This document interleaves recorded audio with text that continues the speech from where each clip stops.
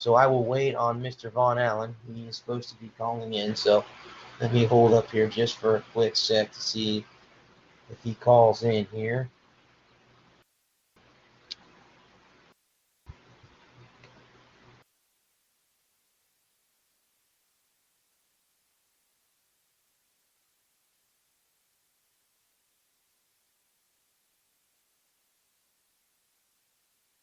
Okay, guys, let me see.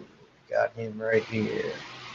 All right, guys, let me bring him on. This is Mr. Von Allen. Let me bring him on. Hey, how's it going? Good, sir. How are you? Thank you for joining my show. Yeah, of course. Absolutely. There was a couple of questions I wanted to ask you, sir. All right. Let me ask you again. You run a YouTube channel. It's mostly about conspiracies and stuff, and you do a hell of a job, by the way. Again, thank you for changing my mind about Tom Brady. I do appreciate. I'm a Patriots fan, so I really do appreciate that. Wait, you're a Patriots fan, but you had Montana as the GOAT? I did, and the reason being is of the era that he played in. But after watching your hour and 20-minute clip, I have changed my mind. So I just want to thank you for that. And it was because the reason I say that is because the one thing that caught my attention was the way you posted it was Joe got knocked down, he didn't get back up. Yeah. Tom gets knocked down and Tommy gets back up. So always. So I mean, that was the only reason that I had Joe ahead of him is because of in the 80s, you could hit the quarterback as freely as you want, but you still can hit the quarterback. It just depends on if he gets up or not, and Tom seems to get up every time. So, except when he got hurt. Well, it's mainly what bothers me is mainly the stigma that, since Joe got hurt a lot, it created this myth like, oh, well, it's tougher, it's harder, he's tougher. And I'm thinking that doesn't make any sense. You got Dan Marino, you've got John Elway, who both played in the same era, and they never missed, hardly ever, not until the 90s when they got older. But it certainly wasn't from getting hit. And I'm not taking anything away from Joe, okay? Getting hit like that is crazy. But just make sure that you're judging it based on the right reasons and the reality of the situation, not based on what you hear, what you think, what you see in a highlight or a documentary. And that's what I've always found weird. But anyway. Correct. So what was the moment that you took to start your YouTube channel? Was there a particular play or player, or what was it that made you start your YouTube channel? Oh, I can answer that easily. I was getting tired of the hate against Tom Brady. Okay. That specifically pissed me off, and this was years in the making. I mean, I've always wanted to do some kind of sports thing, but that was the actual trigger that got me to say, you know what, I'm going to do some episodes talking about this stuff, and that's how the channel got created, was the Brady hate saga. Okay. So it was just that's exactly how. So. Okay. Yeah. Just your plain hatred, not your hatred, but the plain hatred that Tommy was getting. Right. Yeah. Okay. Well, again, I'm a Patriots fan, so I'm happy to hear somebody sticking up for Tommy. That's great. But it was received. Yeah, it was received so well that I started thinking, okay, well, this is great. I mean. So and start branching out and doing other things, like other teams, other players. Like right now, I've got Bounty Gate coming out tomorrow. I'll be watching. I'll be watching. Cool. And that's for the Saints fans. I think they'll be happy. So I mean, sir, do you cheer for a team, or is it just a player? Or I mean, do you have? I mean, you did message me that you're not really into soccer and baseball. So are you more NFL? Is that kind of like your expertise? Definitely NFL mainly. But of course, hockey. I can go hockey, tennis. Okay. NBA, basketball. I can do those. Okay. But soccer, I don't really watch, and baseball, no. So. Baseball. Okay. Okay. All right. Well, that's okay. I mean, baseball to me. It's not that I hate it, it's not that I hate it. I don't hate it. It's just I don't follow it that closely. So Gotcha.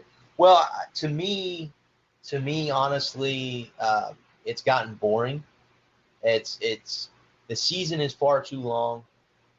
They need to cut it back, yeah, but they're not going to because the owners make too much money. There's no way they're going to cut the season back, and it's it too many games.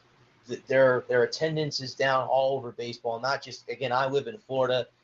The Rays are the big topic now with the split between Tampa and Montreal. That's the owner wants to move the team half the season here in Tampa, the other half in Montreal, which that's not going to work. But all us people here in Tampa know that's not going to work because he wants to have an open air stadium in Florida in the summertime when it rains. And the second thing, it's hot. Right now, it's like 95 degrees outside with a humidity factor. You're talking about frying egg on your head. So I don't know how outside baseball is going to work in the state of Florida during the summertime. Yeah, that's weird. But yeah, regarding the so many games in a baseball season, that's what makes the NFL, in my opinion, the best. I agree. Every game matters. You got 16 games in a season. One loss, one screw up can change everything. Look at what happened to the Patriots against the Chiefs. They had to go to Kansas City because of that idiotic game against Miami, where they put Gronk out there and then they ran it all the way back for a touchdown. So I remember that makes it important. But when you've got 162 games, I believe, in baseball, and you've got 82 games in the NBA, no one really cares. I mean, who starts watching the NBA until after the Super Bowl? Be honest. True. No, I agree with you. No one cares. Correct. Yeah. So that's why NFL is king, I think. But same thing in hockey. I don't think anyone kind of watches it until like right before the All-Star break, because then you can kind of see which teams are at the top and which teams are not going to make the playoffs. So, but everybody is watching Week 1 of the NFL season. Everybody's watching Week 4, Week 8, and so on. Everybody's paying attention, and that's the difference right there. Correct. So with you being an NFL expert, what is your weigh-in on the possible lockout in a few years or after next year? There's not going to be one. They can't. They just can't have it. So, I mean, they had a collective bargaining agreement problem, I think, back in 2010, 2011. Oh, no, it was possibly for 2011. And they got that worked out. I believe the Giants owner, Mr. Mara and Mr. Kraft of the Patriots, got that worked out. So you don't think that there won't be a work stoppage? No. But the sticking point will be the amount of power that Roger Goodell has. See, the mistake that the players made last time was that they gave in on that part of it. So naturally, you give Roger Goodell the power to suspend you or fine you for whatever he wants to do without any reason whatsoever. You give him that power. You can't get mad later if he uses it. So they've really got to change that. Okay. All right. And I think that's the biggest problem. As far as revenue sharing, all that crap, they'll figure it out. It's fine. Well, that's good, because the funny thing is, like I said, I live in Florida, and the Super Bowl is supposed to be here in 2021 at Raymond James Stadium. So it would be kind of cool, because I'm a sports writer. If I got credentials to go to the Super Bowl, that would be awesome. I don't want the lockout to be here, because then if they don't have a season, there won't be a Super Bowl. So I don't know how it would work if that was a lockout and the Super Bowl got canceled. Does Raymond James get 2022, or do they move Tampa all the way to the back of the list, and then 9 years later down the road we get another Super Bowl to come back? So I don't know how that's let me tell you, regarding a lockout of any kind or missing the Super Bowl, hockey did this, and they missed the Stanley Cup. It was in 2005, I believe, right? It was 2005 that the Stanley Cup wasn't played?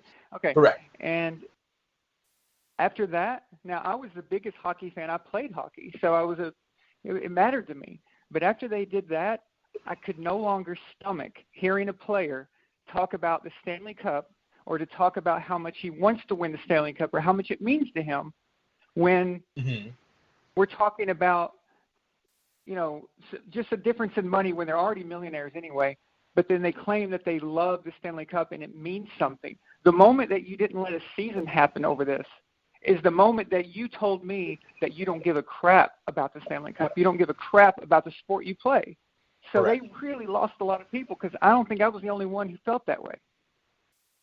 Well, I mean, if you remember, the NHL had a problem coming back. They were giving away tickets the next year when they returned. Right.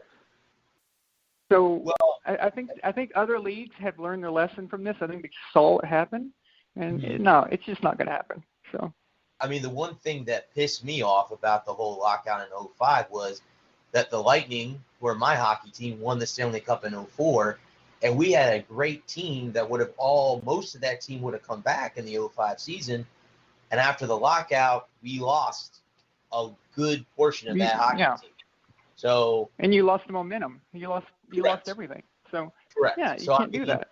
So. Correct. So I'm happy. I don't think there's going to be a lockout either, to be honest with you. I think being that it's 2 years away, they'll come up with something before that. I think the NFLPA president, I think he likes to stir things up every once in a while just to kind of get the fans thinking or get the players thinking, oh, there's going to be a lockout. You might want to start saving your money because there's going to be a lockout. Oh, man.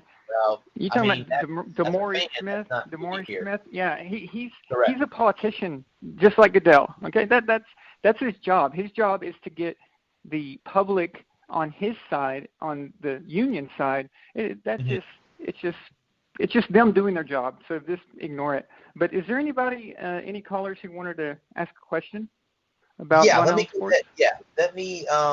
bring the guy back on here real quick. Let me bring him back on here. Hang on just a second. All right, go ahead, sir. The 231342. Yeah, my name's Adam. I'm a big fan of your show, Van Allen. I just had a question about Tom Brady. I love your series, and what makes Tom Brady the GOAT in my mind is in this most recent Super Bowl against the Rams, when it was 4th and 1, late in the fourth quarter. A lot of guys, myself included, would say, "Give me the damn ball. I'm gonna take it over the line." Tom Brady comes out and says, "No, kick the field goal. Let's make it a 10-point game. We're gonna win this, suckers." I don't know if I can curse or not, but. I just kind of wanted your thoughts on that about. Because I know you've done all the Tom Brady versus Montana, and I love it. It's great. I really love that one episode where where you showed all the hits that Tom's taken over the years.